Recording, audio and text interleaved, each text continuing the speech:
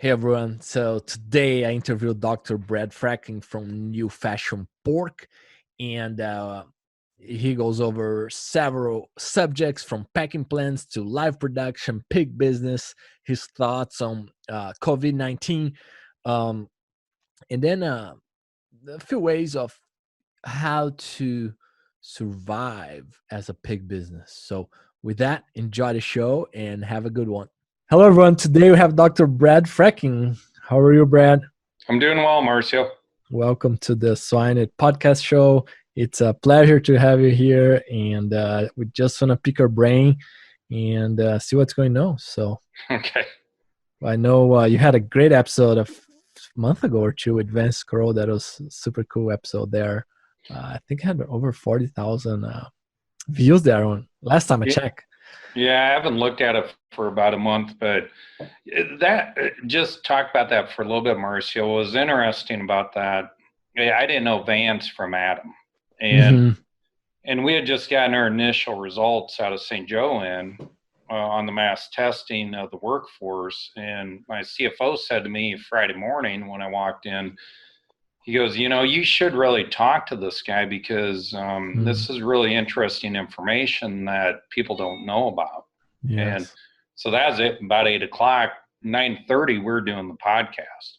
I mean, there's nothing that was pre-planned on that. And so Vance did a very good job of just asking the questions and creating the conversation. So yes. That's super cool. So I know when you talked to him, you mentioned, a lot of the situation about asymptomatic.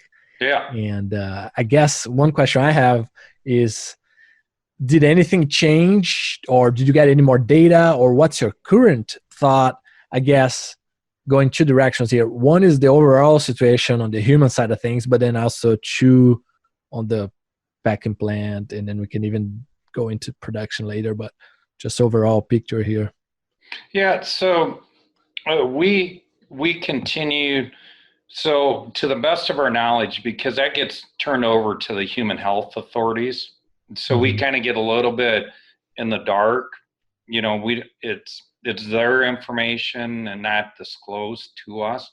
But to the best of our knowledge, the vast majority, if not all of the symptomatic people we identified with that mass testing did stay, quote, asymptomatic or extremely minor symptoms.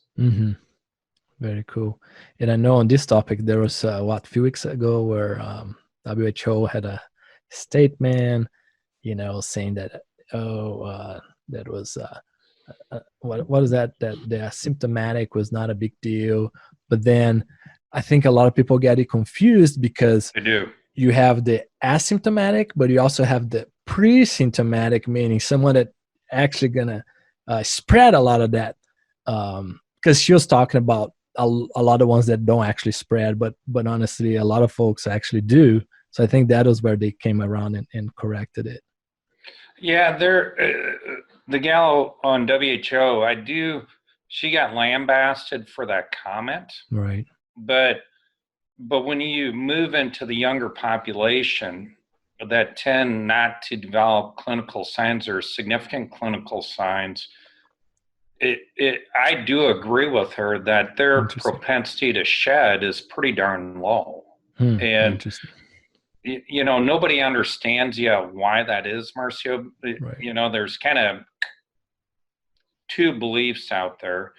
Either the common coronaviruses, which are part of the common cold, are providing some level of immunity. So therefore the virus enters your body, you mount your immune response, but you don't get sick, and you're not shedding huge volumes of virus. Or number two is the younger people don't have the ACE2 receptors in their systems, and that's why the fatality rate is so much greater in the older population, i.e. 80 years old plus. Yes. I don't know which is which. You hear arguments on both sides. Interesting. If we transition a little bit to the packing plant side of things, I think I read something that the last 2 weeks we had more marketed pigs than about a year ago. So Is the recovery coming around a little faster than you would have anticipated, or what's the situation? So with all the 3 plants we're affiliated with, and I do include Seaboard's plant and 𝘬𝘰𝘈 because we market everything together, none of the plants shut down. We kept harvesting. And so what we did, Marcio, on an integrated value standpoint, it was more important to get the pigs harvested than it was the perfect product mix. Okay. And so we created a lot of what I'd call lower value product, a lot more bone-in product to keep our harvest levels up. And now as the employees are coming back, we're able to diversify our product mix to what it was originally. But we need to get back to full staffing to be able to do all that deboning work to improve our product mix. And that's a little bit, that's part of the cutout value today. The reason it's so low in my mind is we're creating too much volume of bone-in product, which is devaluing some of those core products that make up the cutout. Interesting. Yeah. And yeah, that's super interesting. I mean, the packing plant side of things is not something that a lot of people are familiar with, right? Just because there's not many of those. And personally, I've been through several plants, but I'm far from expert. So it's interesting that you say on the just changing the mix and going to a product that probably has higher through the plant, right? Is what I'm guessing you did. Yeah.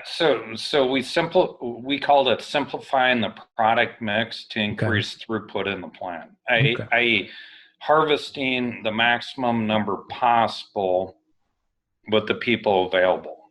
And so we had to change our product mix to do that. Interesting.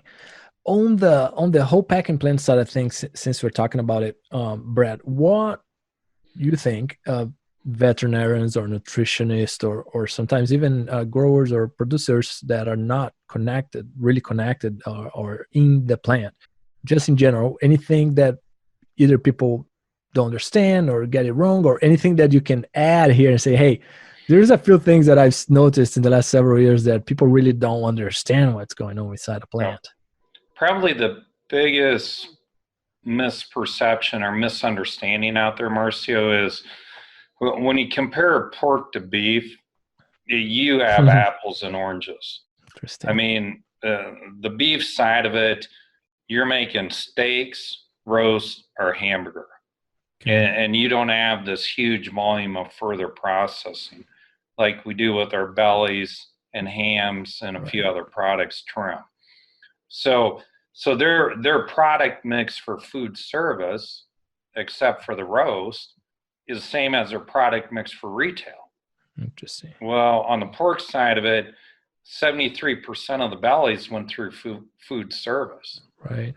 And, you know, we can only consume so many bone-in hams.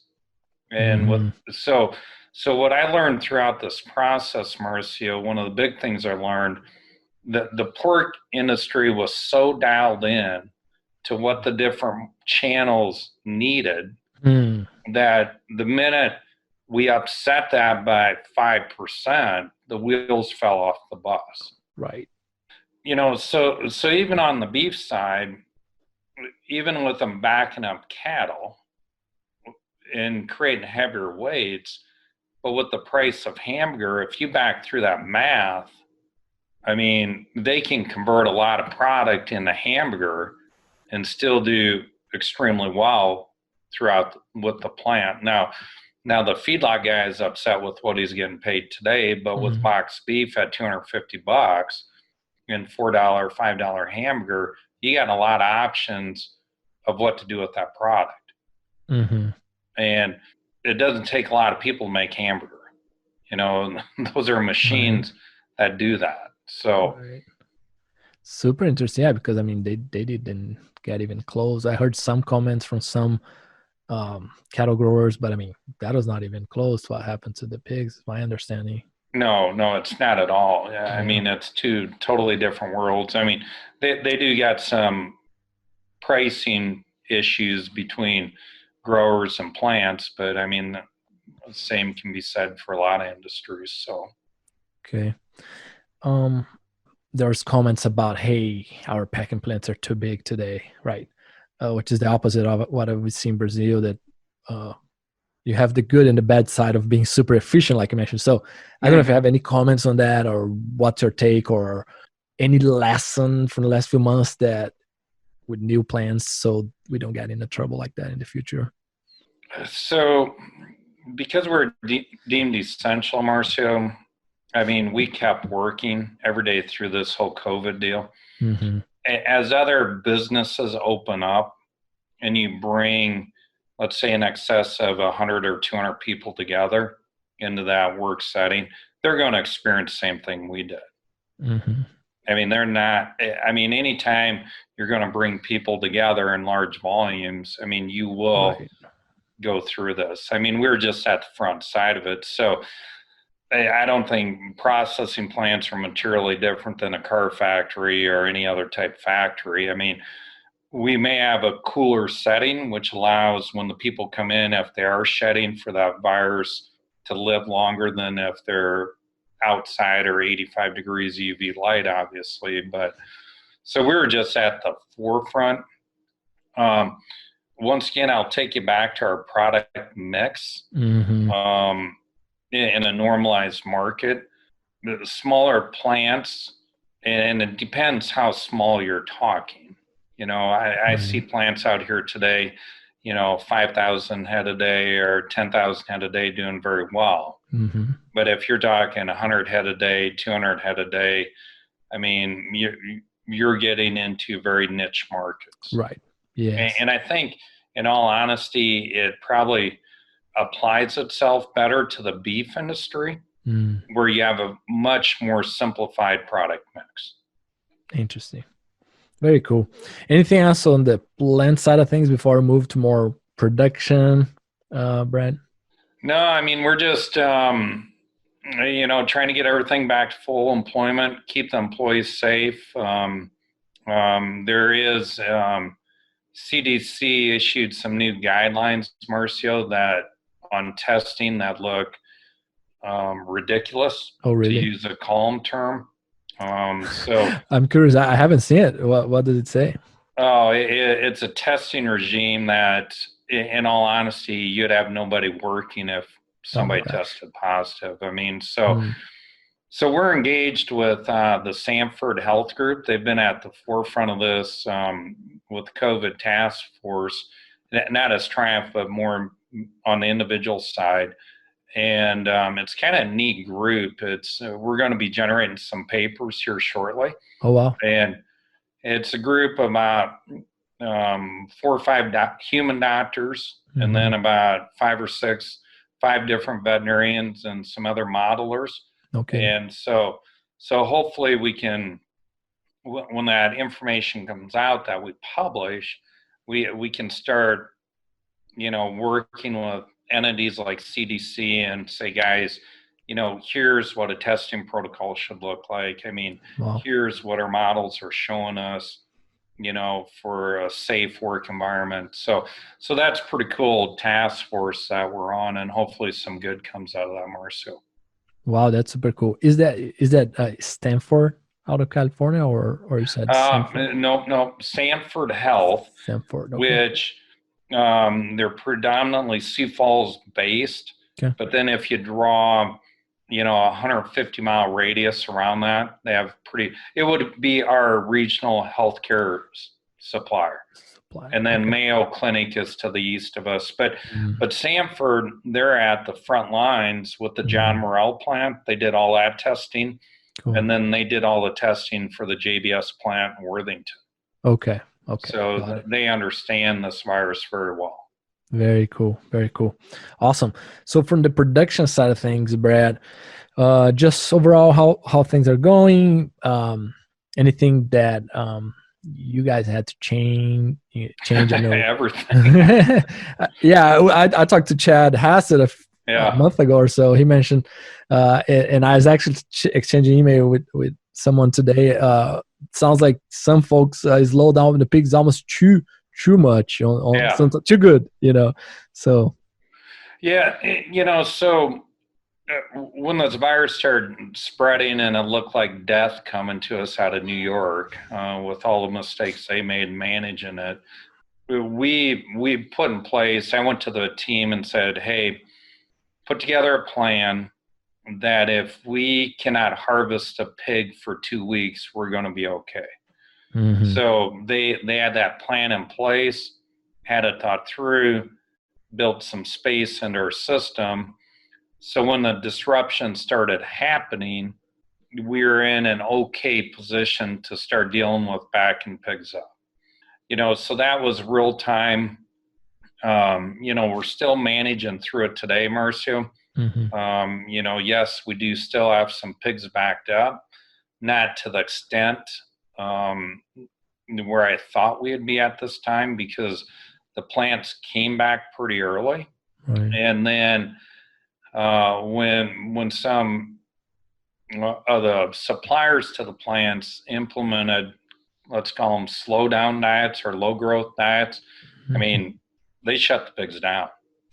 I mean, wow. the results that came out of our research facilities, I was shocked, mm-hmm. Of your ability to, in essence, stand a pig still and then compensatorily add, 4 to 5 pounds a day the following week.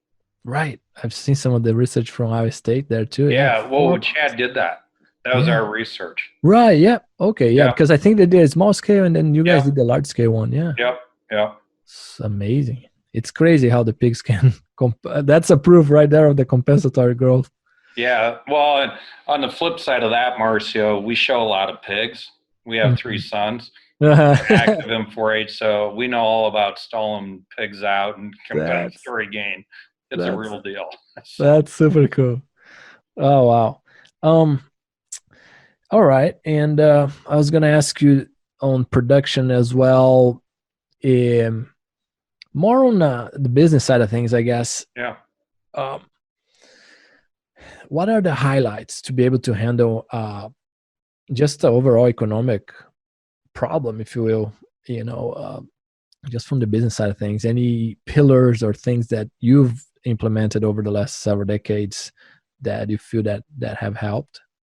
Well, I mean, there'd be 2 key drivers to that, Marcio. Number one is integration. Mm-hmm. We basically today with Sioux City, every pig we own is economically forward integrated. So that's point number one. Mm-hmm. Point number 2 with that is putting together a system that's very low cost. Mm-hmm. And, we just found the production model that works for us with the 6,000 sow farm, and driving that either through traditional nurseries or wean to finish. Our entire production system is made up of 6,000s and 1/8,000 sow farm. The only small farms we have are multipliers. So it's a highly efficient, low cost production side, live operations. Then you have forward integration at the harvest level, and then you add on to that some additional further processing with the bacon side of it. Interesting. And you also have some back integration, is that what? Yeah. Domestically, we row crop about 15,000 acres. Wow. And most of that corn on a cash basis without return to land, mm-hmm. our operating cost is about $2 a bushel. Wow. So because we got the pig manure. Mm-hmm. So all the farms are tied to the pig barns, and because we own so many of our finishing assets, we own that manure. Mm. So we fully integrate the land with the pigs. Interesting. And so basically, I'd say 95% of our acres, mm-hmm. the primary nutrient source is the pig manure. Wow.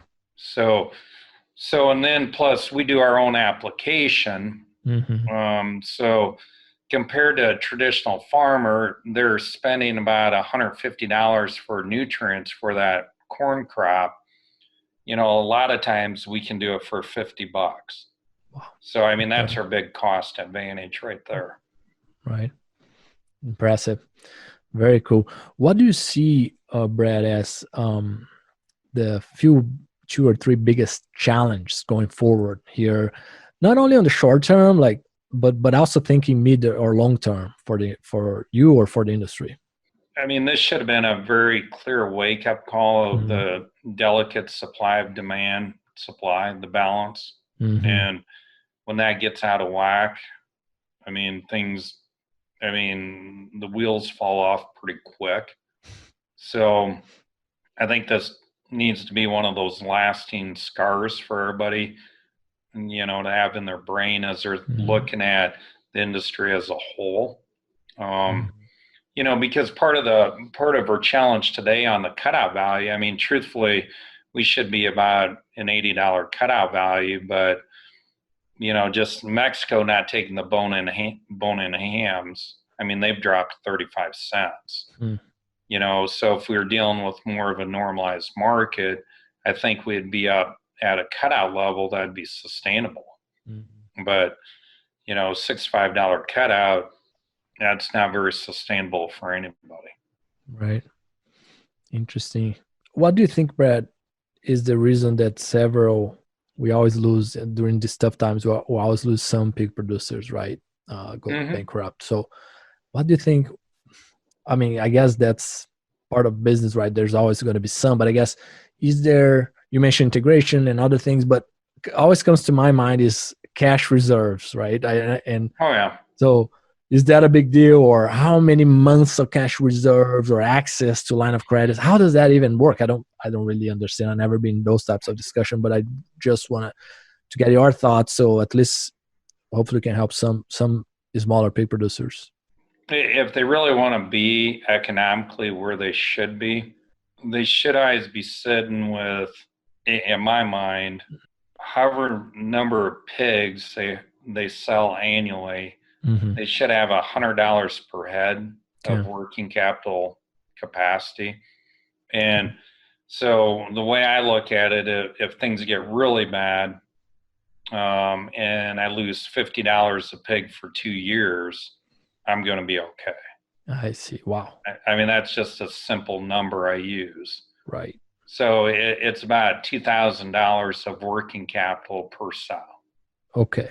And when you say working capital, could be some cash available. But whatever, available access to cash. Access, yeah. And whether it's cash in the bank or whatever. Yeah, got it. Perfect. Another thing I wanted to ask you is anything. I guess one thing we try to do on the podcast is just bring new ideas and conflicting ideas. Anything that you believe that you disagree with most of the people, could be production, could be business, could be packing plant, could be anything else, even not related to pigs, I guess. COVID-19. Yeah.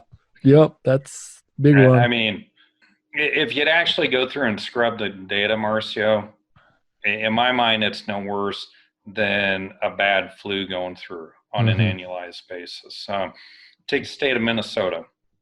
82% of the mortality is coming out of nursing homes with comorbidities. And our governor continues to put COVID positive people into those settings. I mean, it's insanity. So I think when you'd actually, you know, today we went over 120,000 fatalities, or yesterday, within the U.S. But I think if you'd go through those numbers and talk about the mistakes that were made and pull out the elderly comorbidity deaths, you're probably in a 50,000 range. And then even those 50,000 had some significant comorbidities. So, because you look at the younger population under 20, I mean, you gotta scrub the planet over looking for a death. Yes. Yeah. So, and then just the way the CDC has managed this, you know, it's like, okay, this population of people, you're fine. Okay. You guys go on with life, but this population over here, you're at risk, isolate, take care of yourself, lock down the elderly homes. But kids, it's up to you. Do what you want, because we haven't seen anything to justify the insanity that we've gone through the last 3 months. Right. No, it's super interesting. And then you go back to the way, because everything goes back to incentives, right? And the way CDC had set up is like, hey, what's that? If you have someone diagnosed with COVID, then I think you get a $13,000, and then if you put the incentivize. So yeah, if it's a COVID mortality or a COVID patient, then it's automatically $13,000. And so I think where the East Coast I got hit first, where they really screwed up, because they're economically incentivized to put people on ventilators. Right. And they didn't know what they're doing with the ventilators, because the ventilators are $39,000. Yeah. So that's what I'm talking about, some of the mismanagement of the patients in the early days. Because even if you go to Florida, Texas, even California, positive case counts are going up, which in my mind, Marcio, is a good thing. This virus ain't going away. Right. So the best time to create herd immunity is right now, when you don't have the influenzas around, the parainfluenzas, the coronaviruses, your normal winter bugs. I mean, this is when, at this point in time, when people are healthy, they're outside, they're in the sun, they got lots of vitamin D, this is when you create herd immunity. You don't continue to keep everybody locked down. Right. So they're just going about it wrong, in my mind, because this thought of staying locked down until a vaccine. What I'll tell you, Marcio, I've been working with coronaviruses for 25 years as a veterinarian, and we've yet to create an effective vaccine. Right. That's now, true. Yeah. Now, what's different here? You got the entire planet working on it, not just some pig vets, but. Right. So there may be technological breakthroughs on the vaccinology front, but interesting. Yeah, and do you think if knowing what we know today, if virus came in, should you mentioned what do you call it, partial? You may want to call it partial lockdown, but would what do you call sudden 2 weeks or 3 weeks full lockdown, I don't even know if that's possible, but more aggressive lockdown and then release quicker too? I mean, it would have helped, but the reality is, Marcio, this virus is on the planet. Right. It's going to come again. So, I mean, it's going to travel. Even if the U.S. would have went into a hardcore lockdown, and let's say we would have burnt it out, so would we shut our borders forever? Right. There's no way. Yeah. I mean, so that's your, it's just like the doctors, human health doctors I was on with this morning, they know this virus is going to be with us. Yeah. So it's like he said, we just have to manage through it. And as long as our case counts and bed availability is fine, with a very open society, I mean, we just got to get on with life. Right.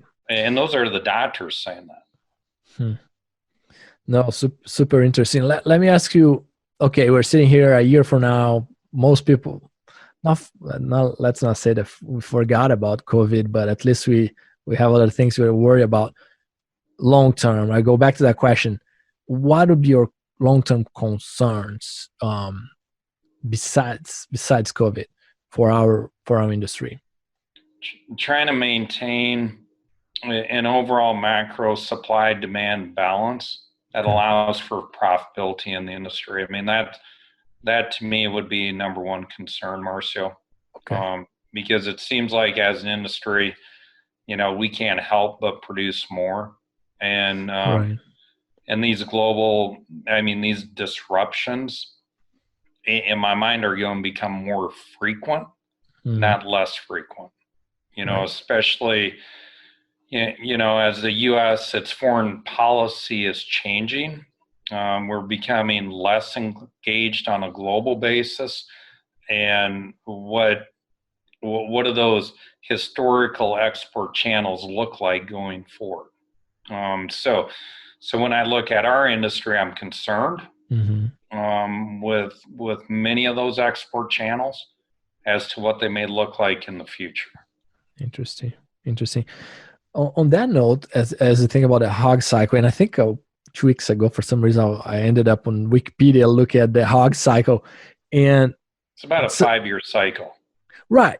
And what's funny is that they teach I think they teach on ag economics or economic school, like it's famous, like the hog cycle. So it's been happening for a century. My point is, there is no way we can come around that, or what's the lesson, right? Yeah. I mean, it's, we've taken a different route, Mauricio. Once we achieve full integration, we're very diversified with our investments, and we really don't have any desire to raise more pigs, because land for us, land has a higher long-term ROA than raising pigs. ROA is return on asset, or what do you call it? Yeah, our return on investment, return on assets. And so we just don't see the hurdle rate being achieved to raise more pigs as commodity pigs. I don't know if other people look at that or consider that in their math when they're looking at what they do. The other thing that's different about us, we own a lot of our assets, feed mills, all the sow farms, 75% of the finishing facilities. So we've driven investment into those type of returns. So. Yeah, no, that makes sense. And then another one I have, Brad, is among producers or even vets or nutritionists, when you think about collaboration and so even sharing some of the information, right? Like you guys just did that study with Iowa State for the good of the industry. What are your thoughts there? Like, because I know we have folks in the industry that are super, hey, I'm not going to share anything. Other folks that share more. Any thoughts there? No, you take Chad. He has a great relationship group of nutritionists through the integrated model that he shares a lot of information with, to the point we actually share research projects between the various producers who does what. So he's sitting there in a great group of intellectuals continue to drive things forward. Marcio, I've always taken the position that there's very little information that we possess that's proprietary, in all honesty. Yeah. Because it all comes down to your ability to implement that technology. Yeah. And very, very, we do create some proprietary information occasionally, but as a rule of thumb, most of that information that could be shared, it all comes down to your capability to implement. Super interesting. And I'll put a parenthesis or a comment on that. I don't know if you heard a few years ago when Tesla put all their design or whatever else, everything was public, and people were like, "Are you crazy?" But it's because for them they just wanted, just create a new wave and even help the competitors. Well, it's even beyond that. If you want to follow somebody interesting on Twitter besides Trump, Elon Musk. Oh yeah, I follow him. That guy is just out there. But I think he did it on purpose. He threw it out there to the world. Yeah. To get the really smart engineers looking at it and actually help him with his designs, and on board with the company and bring forth economically new information to him.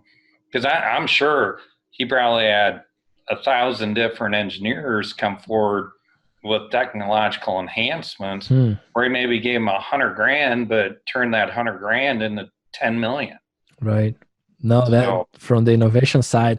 And also I think from just the competitors creating an electric model, right? Where now the whole ecosystem is advanced, so it helped them on their case. But back to pig production, I mean, again, sometimes, of course, like you said, sometimes you have some intellectual property, but then at the end of the day, we also need to be competitive, right? As an industry, I guess. Yeah. People, processes. I mean, our three main mantras: people, processes, and information systems. Interesting. To drive productivity. So let's dig a little deeper on that. So what your what's your overall thoughts on people, just from leadership and or accountability or empowerment standpoint? So as a company, Marcio, we're very open with our performance, our metrics, down to the individual manager. They all get their own P&L every month. Wow. They review it. So we're very open with that information. People understand where we're at, how we're doing overall. And what it does, it creates competition amongst themselves in a healthy manner. And so we get a lot of interaction between the different managers and between the grow finish managers and their sow farm managers. I mean, so a service manager in the grow finish, he'll be managing one flow of pigs out of a 6,000 sow farm. So those relationships are very strong between those two managers. And so they address a lot of issues right there in the field. Whether it's pig quality or numbers, they got those relationships established. And so we drive that throughout our company. But one thing we really noticed over the last probably 3 years, with the college graduates coming out, in the old days, you could say, hey, trust me, we'll take care of you. When that job opens up, you'll be in line, da-da-da-da-da. And that is not the situation with these kids today. And so we implemented a very robust training program, we call it CTE program, Commitment to Excellence. And so that they're actually on a 1 to 2 year track where they're developing those job skills. And there's compensation associated with that. So we're now sitting here today with a bench of people within our company that are ready for promotion due to that program. Oh, wow. So that's been exciting to get that done and see that in progress. Super cool. Do you have, I know we always talk about shortage in labor, right? Is that a concern to you, or you guys? Plant levels. Plant levels. But we haven't had labor issues on the production side for a very, very long time. But part of that is the TN visa program too, the transnational. Right. Super cool. I think it's only with Mexico, right? I wish there was one in Brazil. I think that would be beneficial. It's with Canada and Mexico in the U.S. So any college graduate that fulfills that job description can freely work between 3 countries. Interesting. Very cool. Cool. What's your highlights on processes when you think about that? Well, I mean, it's all about repetition. Find the right process and just repeat. And it's no different than all of our production farms being 6,000s. And just we found the right model that works economically and productivity wise, and you just repeat. But you got to have the information systems to help you identify what processes are and are not working. So when we sit down at month end, Marcio, we can sit there with 8 different P&Ls of the same size sow farms and just compare them top to bottom. Why is that farm so good? And it just creates that conversation because everything's the same. So we have our own internal benchmarks, and you do the same thing with grow finish. Why is that flow at a 4% wean to market? What do we need to change? How do we need to, take the processes they're doing in farm A and put them in farm F because they're working so well. Right. And I love that, when you mentioned the P&L, is that only on the sow farm level or also the regular? Grow finish too. Super cool, because I don't think that's extremely common, is it? No. Yeah. And see, we don't commingle any pigs. So it helps. Yeah. So we have an entire P&L top to bottom. Because that growing herd is tied to that sow farm. Right. So we see the entire cost P&L through that entire flow. So when you go to implement a change within one of those 6,000s, we can follow that change through financially to measure the outcome. That's super cool. And like you said, sometimes some companies don't want to share that. But again, like everyone understands why a company is a company, right? To create value and also benefit from it. And but also, if you want the people in the company to really work towards a goal, and the first goal is to stay alive in the business, you need to make money. And so that makes sense.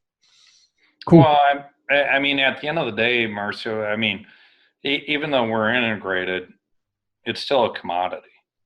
Right. We don't have significant market differentiation.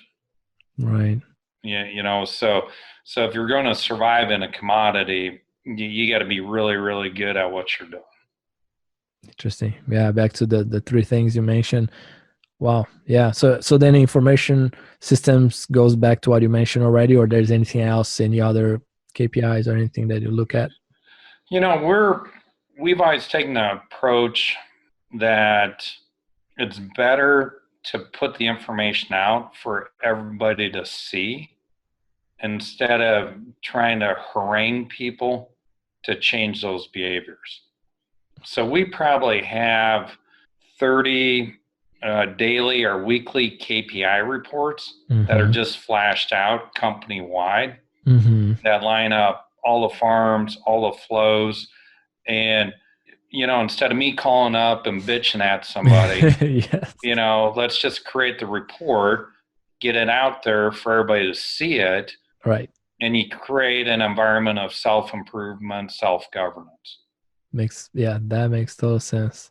And everyone wants to do a good job at the end. Most people want to do a good job. So, and if they don't know where they're at, relative to their peers, how do they know? Right. So we freely share that and create that positive working relationships, because we don't make the flows. We have nothing to do with tournament type system. Okay. Each flow is based upon their own budget, metrics, etc., as it pertains to their production bonuses. And 50% of their bonuses are with audits, how they score in their audits, not production. And the reason we do that, Marcio, is farms will go through PRRS and our health issues that were most likely beyond their capabilities to manage or to keep that out. So if you're only production driven on your bonus, that farm works way harder during a disease event and they make less money. That's why we implemented the audits, plus to drive behavioral changes as to things that are important to us. But even if they're going through a PRRS outbreak, they can still get some bonus. Yes. So it's just, it's all how you approach the culture you want to put together with your team.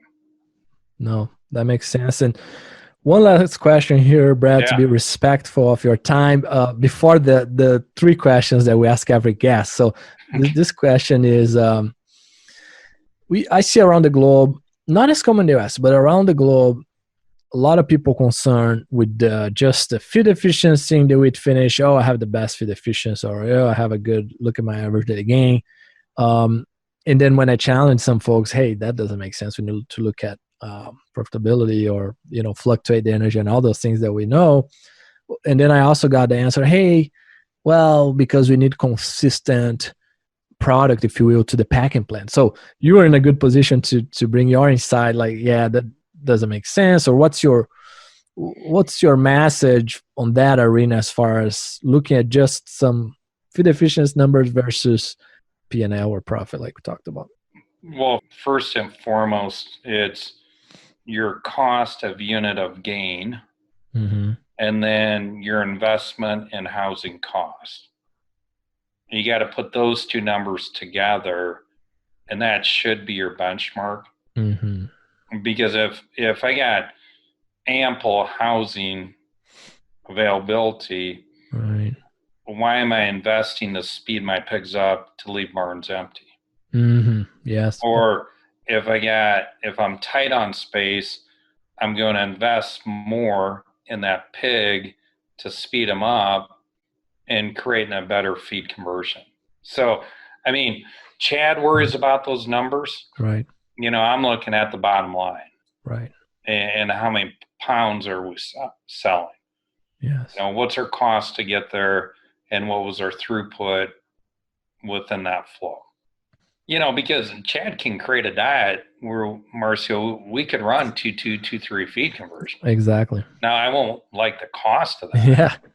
Now, I can create an environment to have pigs grow at 2.5, 2.6 pounds. Right. But I'm not going to like my bottom line. Right. So it's you got to tie it all together. I mean, throwing out individual numbers are kind of meaningless to me until you understand where that number comes from. Super cool. Same thing sometimes as PSY versus. Oh, I mean, that number, I mean, I remember sitting down with a company one day and, just trying to give them some feedback. And, I tried to ask them about PSY, and they go, well, which one? I go, what do you mean, which one? Well, we calculated 8 different ways. Yeah. Okay, just forget about that. How many pigs did you sell last year, and how many sows do you got? Yeah. I just kind of backed into it. And, because, you take our company, the only thing that gets counted in our PSY is a number 1 pig delivered to the nursery. So if you ship out a bunch of calls, comes off number, so it all, it's how everybody wants to play at that a little bit more. And you can make it look 31, 32, or in our system, being very conservative, the gilts come in at young ages, only a number 1 pig is counted. If we're above 28, we're pretty happy, because that's 28 pigs delivered to the nursery. Very cool. Good quality pigs. Yeah. Very cool. So we call the famous 3 questions that we ask every guest. So first one is, what's your favorite pig-related book, Brad? It's been a while, maybe. Huh? Oh, my word. We might have to come back. You know what it is, truthfully? Diseases of swine. Yeah. I would guess. I would as a veterinarian, that'd be the one. Super cool. How about a book in general, or resource? Could be a book or could be a resource in general.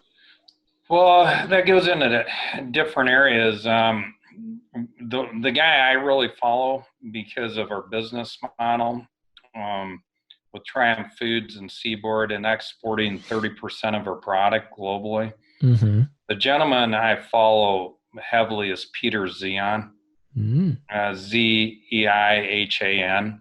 Okay. And, the first time I heard that guy was 5 years ago.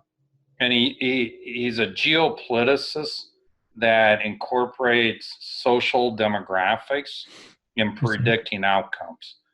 And the guy's been amazingly accurate. And he has 3 books out.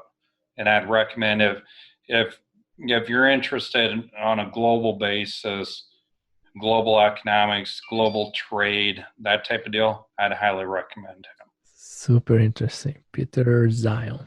Yep. Cool. And you can follow him just go to his webpage and sign up for his newsletters. Cool. Very nice. I was not familiar with him. And then lastly, what do you think sets apart successful swine professionals from those who are not? That is a very open-ended question. I'm going to look at it from the position as CEO, managing partner. In our business, when you're dealing with two biological processes, i.e. raising the pig and the human responsible for caring for that pig, it's all about the people. So the better people, processes, and information feedback. So the stronger you are with that, the better company you'll have. I love it. I love it, Brad. I am really thankful for your time. Yeah, enjoyed it, Marcio. Love to chat with you without knowing where we were gonna go. So, we're here in Jackson, Minnesota, so you're welcome anytime, Marcio. Cool. No, I appreciate that, and we'll be in touch here. Thanks so much for your time, Brad. Absolutely. You have a great day. Thanks, Brad.